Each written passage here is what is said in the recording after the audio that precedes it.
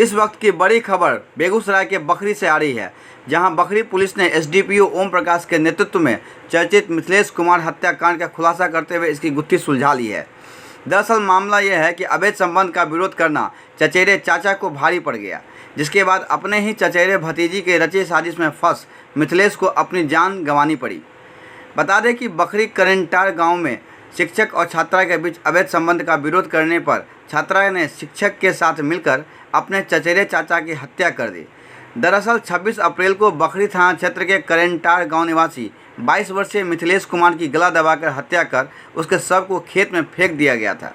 Police ने इस मामले में छात्रा और उसके प्रेमी शिक्षक अमृत कुमार समेत उसके 2 साथी धर्मवीर कुमार और नीतीश कुमार को गिरफ्तार किया था। पुलिस ने हत्या में प्रयोग किए हुए गमछा और मृतक का मोबाइल भी बरामद कर लिया है। बखरी थाना पुलिस ने बताया कि मृतक मिथिलेश कुमार की चचेरी भतीजी को गांव के ही शिक्षक अमृत कुमार ट्यूशन पढ़ाने आता था। ट्यूशन पढ़ाने के दौरान ही दोनों में अवैध संबंध कायम हो गया। इस अवैध संबंध का विरोध मिथिलेश कुमार करता रहा।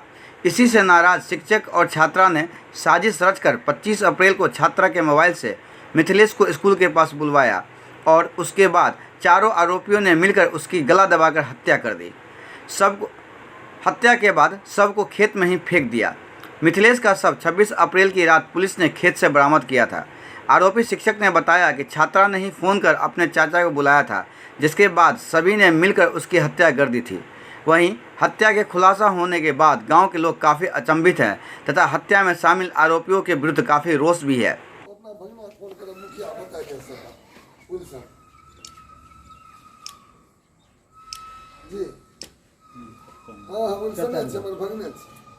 बेगूसराय के बखरी से कमलेश मिश्रा की रिपोर्ट।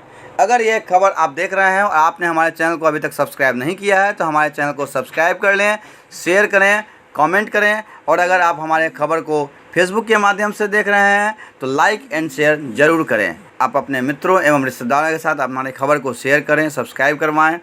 आपका सहयोग एवं समर्थन हमें मिलता रहा है। धन्यवाद।